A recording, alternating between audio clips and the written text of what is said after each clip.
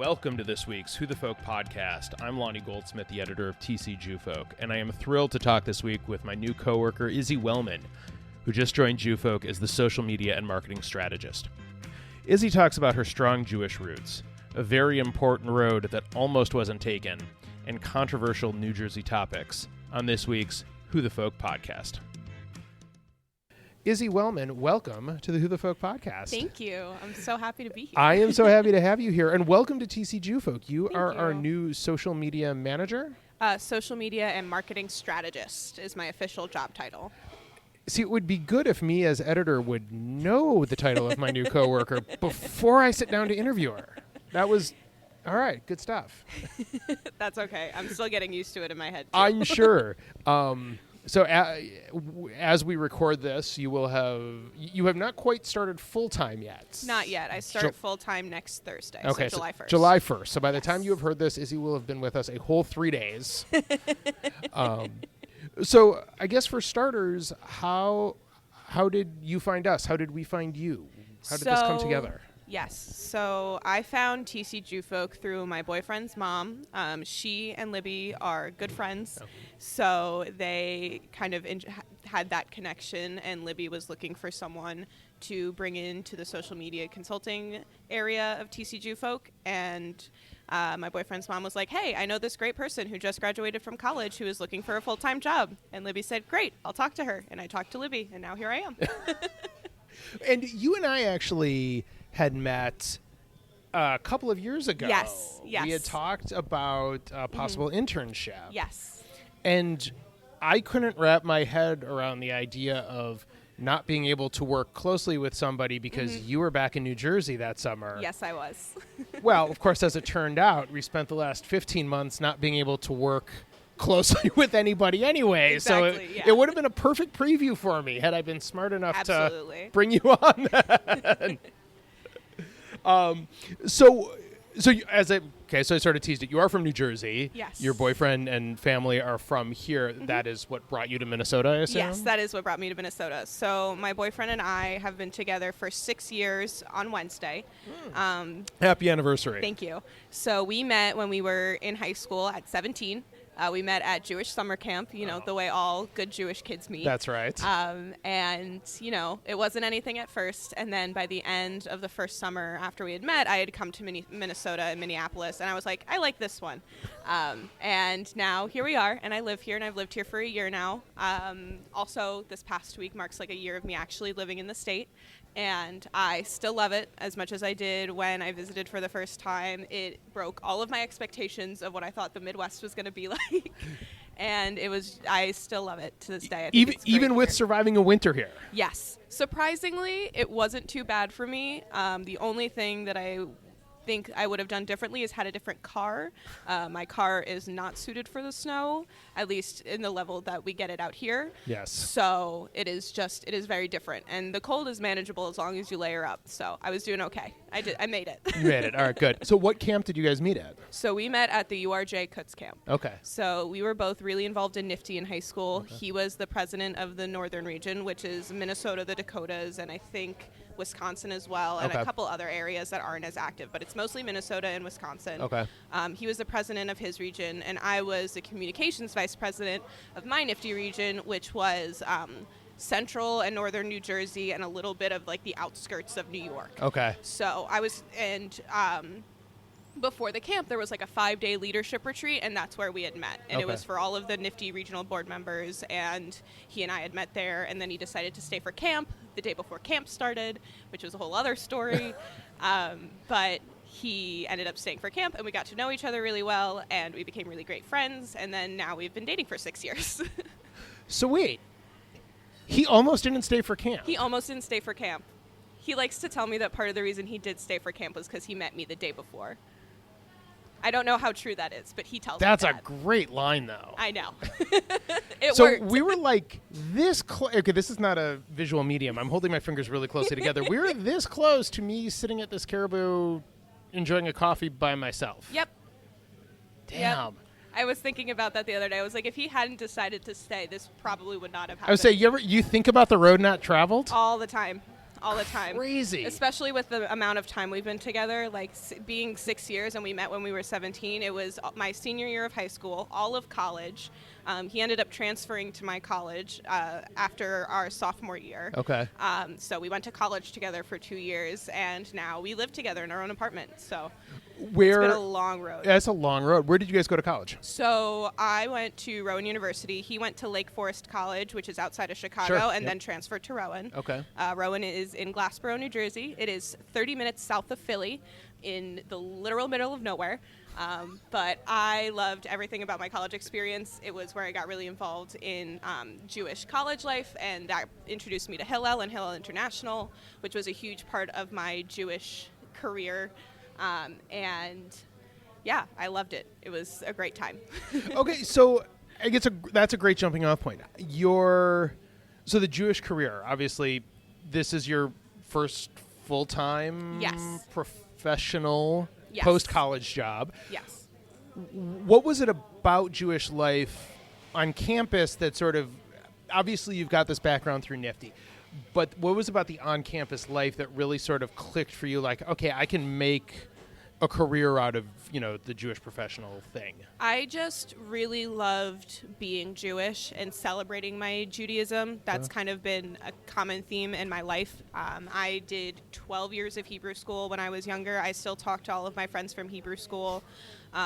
We do Zoom calls and play Jackbox every couple of weeknights. We got lunch when I went home to visit a couple months ago. Okay. So my Hebrew school upbringing was a really big part of my life, and that was what got me into NIFTY and stuff like that. And then when I went to college, I was like, okay, what can I do now? Now that I'm in college, I need some sense of Jewishness. Right. So I joined Hillel, and within a month I was on the executive board as the religious and social media chair within a month. So I was on board for all 4 years of college. Whoa. And while I was at Hillel, I was the religious chair, the social media chair, I was senator, vice president, and president. Okay. So I was very involved with that. Okay, so not to denigrate the Hillel presence at your school, but to have that level of position after a month. We did not have much of a Hillel presence. Okay. It was very small. Okay. We are one of the Hillels that we didn't have a building. We had our advisor who was also a staff member. He was our staff advisor. We didn't have any dedicated staff members. Wow, We had Rowan in general has a very small Jewish population. It's been increasing in the last couple of years as the school numbers have increased. But in general, it was very small. So the only two Jewish clubs on campus were our Hillel and the Chabad on campus. Okay. So Of course, Chabad. Yes. But so I got involved in Hillel, and I had a couple of friends involved in Chabad as well. But I got really into Hillel, and it kind of just continued from there. Okay. Yes. So before starting with JewFolk, how did you, in sort of over the course of the last year as you've settled into the Twin Cities, were you able to find a satisfactory, for lack of a better word, sort of Jewish outlet to sort of ground yourself here as you settled into the area? Not quite yet. I mean, it's still been early, and it was really hard with the pandemic and everything. Yes. Moving in the middle of the pandemic is not something I would recommend for anyone. The number of times I've been told that on this podcast. Oh, yeah. It has not been fun in that regard. But I haven't found anything yet. There was a little bit of time where I was still in contact with people from Hillel International, where I interned for a summer. Okay. And I had done, within my first few months of being here, I had spoken on a panel for their leadership conference, which was pretty cool.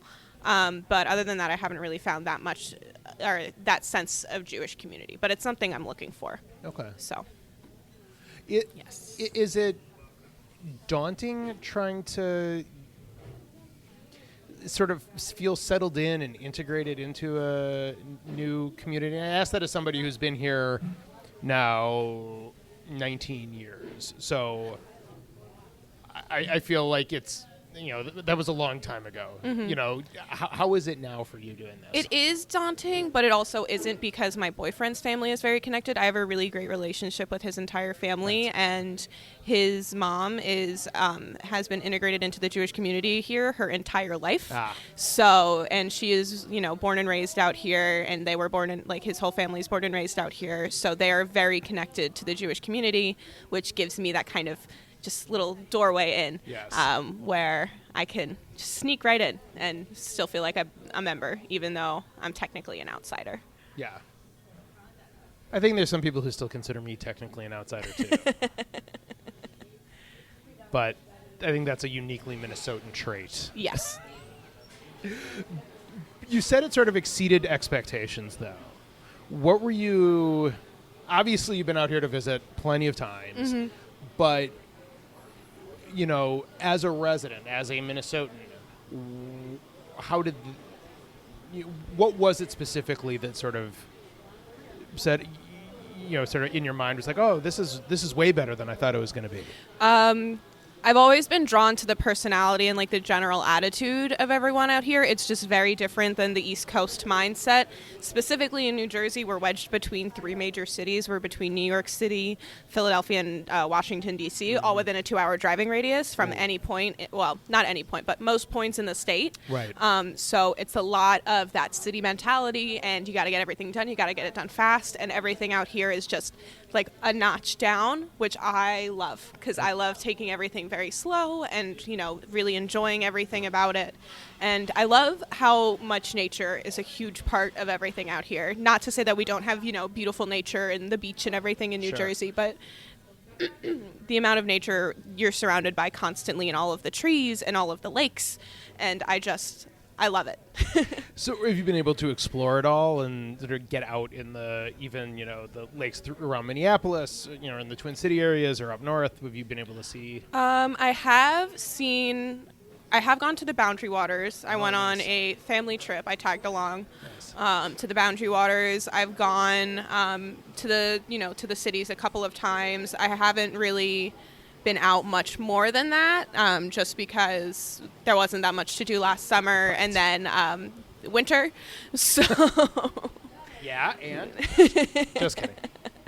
But from what I have been able to experience, I've really enjoyed it, and I love just there's a small lake, couple of less than a mile from our apartment, so I can just walk over there and walk around that, and it's nice to feel that close to nature. It's pretty great.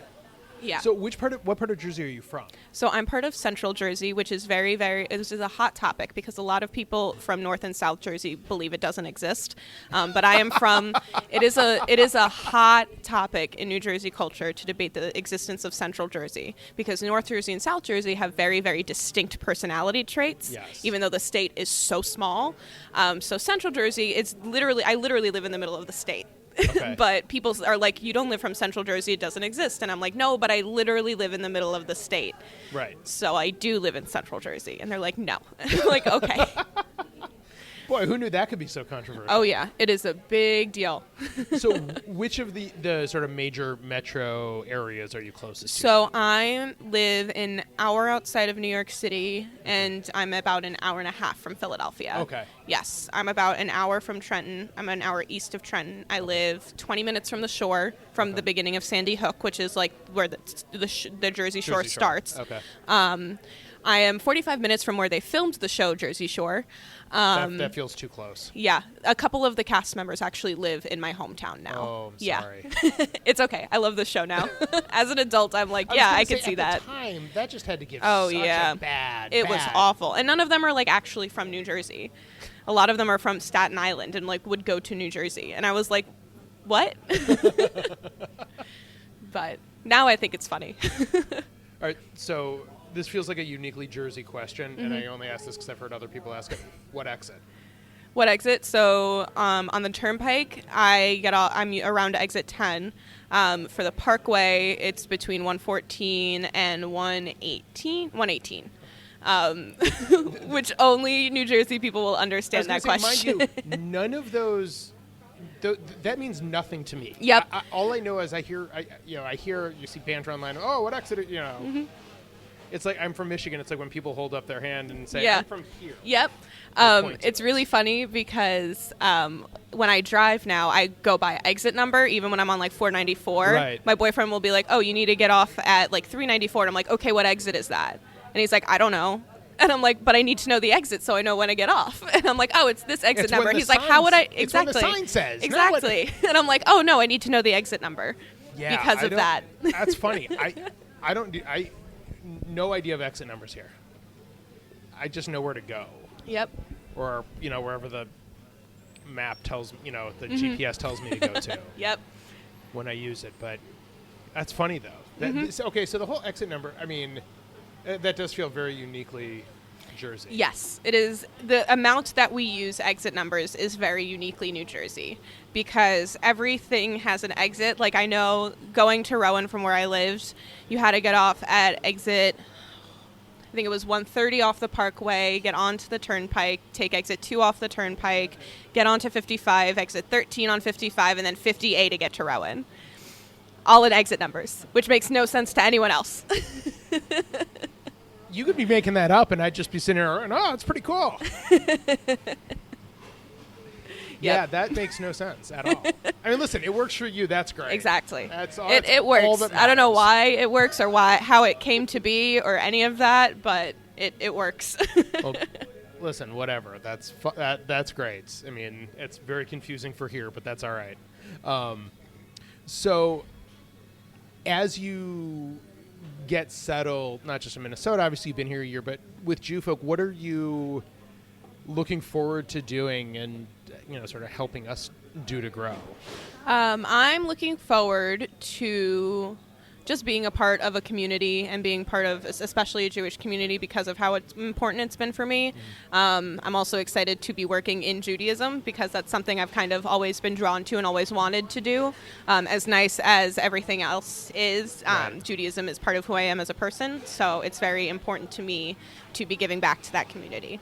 So, I think that's what I'm most excited for. That is very exciting, and we are Yes. very happy to. I know you've been working with us part-time for a while now with Sarah Yes. Bogomolny, who has gone on to grad school. Yes. Shout out to Sarah for all her great work with us. Yes. But we are very excited that you are joining us full-time now. Thank you. And excited as things start opening up and we start having, meetings together in person again. Oh, yeah.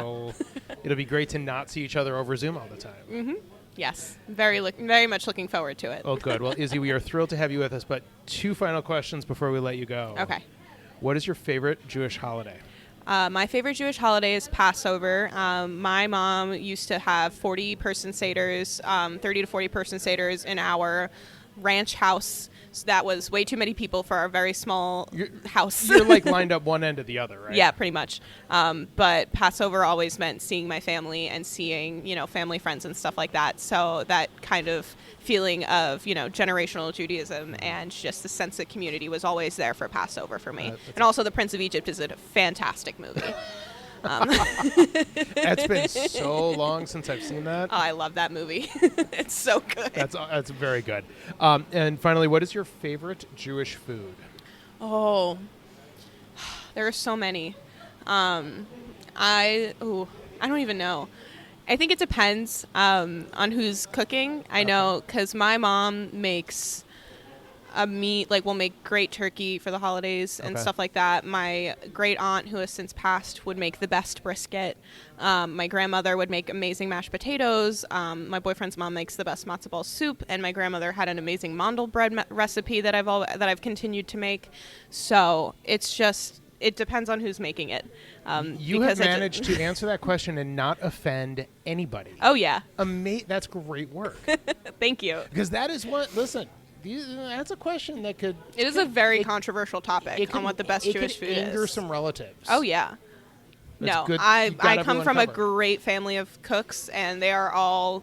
My connection to Judaism is very strong through them, and I attribute a lot of who I am as a person to my family and stuff like that. So they have taught me what it means to have a good meal, and I'm very, very grateful for that. Well, excellent. Well, Izzy Wellman, thank you for joining me today. Thank you for having me. It's my pleasure, and thank you for joining us at Jewfolk. We are very excited to have you with us, and looking forward to having you help us grow into the future. Yes, I'm very excited to be here. So. The Who the Folk podcast is part of the Jewfolk Podcast Network, a product of Jewfolk Inc. Please subscribe, rate, and review the show wherever you get your podcasts. If you have suggestions for other podcast guests, please email them to me at editor@tcjewfolk.com. For our other shows, check out tcjewfolk.com/podcast.